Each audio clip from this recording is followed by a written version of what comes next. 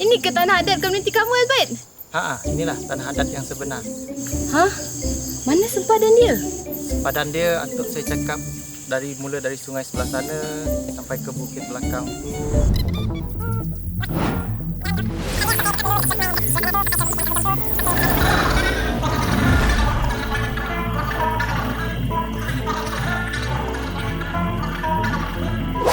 Kira macam itulah sempadan komuniti saya. Kamu faham tak? Kalau ada peta kan senang. Baru senang kamu nak jelaskan dekat orang luar macam saya ni. Kamu buat apa ni? Saya dah sedia nak buat peta. Sekarang kita tak pakai cara macam ni lagi lah. Sekarang kita dah pakai GPS. Mana kamu tahu semua tu? Okey, tak apa. Kita akan belajar mengenai peta komuniti dalam episod ini. Jom!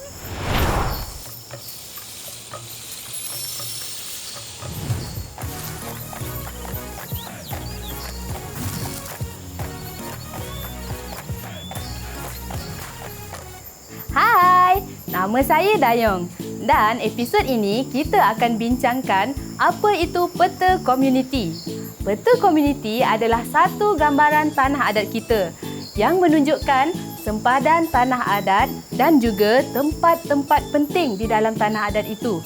Contohnya, tempat kediaman, perkuburan, kawasan keramat dan pokok-pokok lama. Peta komuniti ini biasanya disertakan dalam profil komuniti, iaitu satu dokumen yang merakamkan semua maklumat semasa dan sejarah kampung. Peta komuniti itu penting sebab ia boleh digunakan untuk berunding dengan pihak luar, sama ada syarikat, agensi-agensi kerajaan ataupun di mahkamah. Peta ini dibuat bukan untuk tujuan menjual tanah, tapi untuk menjaga tanah adat. Melalui peta komuniti, orang luar senang faham di mana lokasi dan sempadan kawasan tersebut. Sebab biasanya, peta kerajaan tidak akan ada maklumat ini. Ia juga penting sebagai dokumentasi untuk komuniti itu sendiri. Dah siap? Siap apa? Peta komuniti kami lah. Peta komuniti bukan macam ni lah. Kita perlukan maklumat-maklumat sejarah dan adat budaya komuniti kampung kamu. Susah sangatlah macam tu. Tak susah pun, kita boleh belajar dari seorang pakar pemetaan orang asli. Jeff Young Man. Jom ikut saya.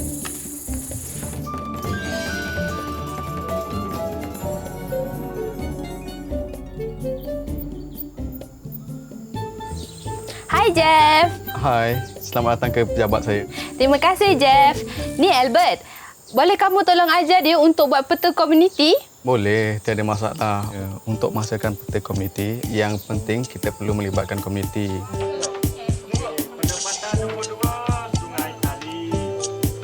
Usaha ini seperti gotong royong, di mana ia melibatkan setiap golongan dalam komuniti kita seperti orang tua, belia, lelaki dan wanita.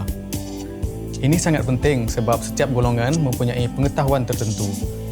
Contohnya, lelaki biasanya pergi memburu, jadi mereka lebih fasih dengan kawasan memburu komuniti mereka. Warga wanita pula mungkin lebih fasih dengan kawasan memancing atau kawasan mencari ubi dan sayur-sayuran hutan. Manakala, orang tua pula lebih arif tentang kawasan-kawasan bersejarah. Hasil daripada maklumat yang kita dapat ini, kita akan terjemahkan ianya dalam bentuk peta lakaran seperti yang kita nampak. Tengok, peta ni ada sempadan dan tempat-tempat yang penting.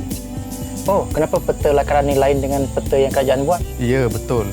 Peta lakaran ni penting sebelum kita pergi ke lapangan untuk ukur menggunakan alat GPS. GPS? Apa tu? Soalan yang bagus. GPS adalah nama ringkasan untuk Global Positioning System. Ini adalah teknologi yang boleh menentukan lokasi kita di bumi dengan menggunakan satelit yang terapung jauh di langit. Kita tidak dapat melihat satelit-satelit tersebut dengan mata kasar, tetapi mereka boleh berkomunikasi dengan alat GPS kita melalui isyarat. Bila kita bawa alat GPS ini, ia boleh menunjukkan lokasi kita dengan tepat. Hebat kan alat GPS ni? Ini alat GPS. Bukan walkie-talkie, bukan handphone. Dia kalis air. Baterinya tahan lama.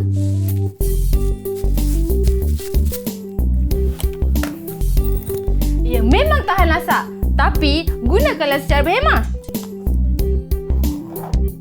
Sekarang, kita akan belajar bagaimana kita nak gunakan alat GPS untuk buat peta komuniti.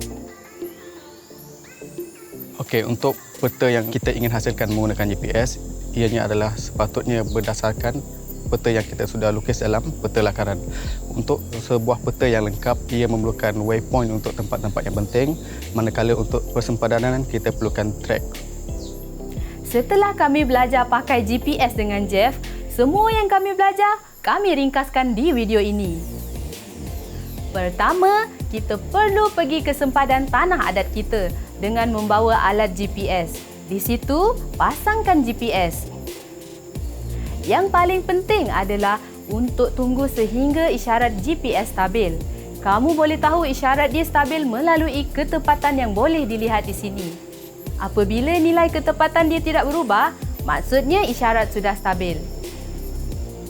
Sekarang, ketepatan yang kami dapat adalah 3 meter. Lebih kecil nombornya, lebih tepat ukurannya. 3 meter ini kira sangat tepat dah. Selagi dia dalam 3 meter, kita anggap ketepatannya adalah cukup. Selepas itu, kita tekan rakam dan jalan ikut sempadan tanah adat kita.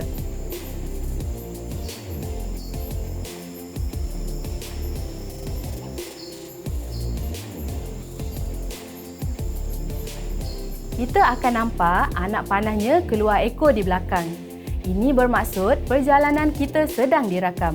Ini memang mencabarlah sebab kadang-kadang sempadannya dekat puncak gunung. Ada komuniti yang ambil 1 minggu dalam hutan. Ada juga yang lebih.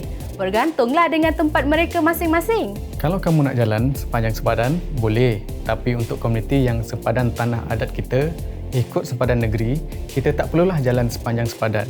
Kita boleh gunakan sempadan dari peta JOPEM yang sedia ada. Ini lebih memudahkan kerja kita. Dan satu lagi, kalau komuniti ada sempadan dengan kampung lain, lebih baik buat sekalilah supaya kita semua setuju mana sempadan masing-masing. Dengan adanya sempadan, kita boleh ke langkah yang seterusnya, iaitu memetakan lokasi tempat-tempat yang penting di dalam tanah adat kita. Ini termasuk semua tempat yang menunjukkan sejarah dan cara hidup tradisi komuniti kita. Seperti rumah kediaman, selai, kubur, tempat keramat dan sebagainya. Sebagai contohnya, ini adalah perigi peninggalan nenek moyang kami yang dahulu. Ambil poin tersebut dalam GPS dan tulis koordinat tersebut di dalam peta lapangan. Yang penting, tulis cantik-cantik ya. Aduh, garangnya Cikgu Jeff ni. Tapi ini penting supaya lokasi yang betul dirakam dalam peta GPS kita. Kalau tulisan cakar kongkang, mesti silap. Borang survey ni, kamu boleh buat sendiri mengikut contoh ini. Yang kenal dengan Cikgu Jeff, boleh juga minta daripada dia. Selepas poin semua tempat yang penting diambil, taipkan semua maklumat yang dikumpul ke dalam komputer. Sebab kertas borang ni senang koyak atau hilang. Jadi, taipkan satu salinan di komputer untuk simpanan kamu. Lepas tu, hantarkan satu salinan maklumat itu ke seorang pakar pemetaan seperti Jeff. Dengan maklumat tu, dia akan menggunakan program komputer yang khusus untuk menghasilkan peta. Peta yang dihasilkan dengan GPS ini akan lengkap dengan sempadan dan juga tempat-tempat penting. Wow, terima kasih YB Jeff. Saya sangat gembira sebab tanah saya diiktiraf dengan peta komuniti ini. Bukan Jeff yang iktiraf lah. Ya, untuk mendapatkan pengiktirafan, pihak komuniti perlu menggunakan peta komuniti yang dihasilkan untuk berunding dengan pihak yang berwajib seperti syarikat-syarikat ataupun pihak kerajaan negeri. Terdapat beberapa kampung contoh yang sudah berjaya mendapat pengiktirafan di mahkamah melalui kaedah peta komuniti. Antaranya adalah Kampung Senta di Perak, Kampung Pos Platin di Kelantan dan Kampung Peta di Johor. Oh, okey. Saya faham. Saya akan cuba bincang dengan komuniti untuk gunakan peta ini untuk dapatkan pengiktirafan tanah adat kami. Ingat, peta komuniti hanya salah satu cara untuk melindungi tanah adat kita. Tapi banyak lagi yang komuniti kita perlu buat. Semuanya kita akan belajar dalam episod-episod yang seterusnya. Saksikan! Ikuti siri Kembali ke Asal di laman YouTube dan TikTok untuk menonton semua episod. Jumpa anda di sana. Bye!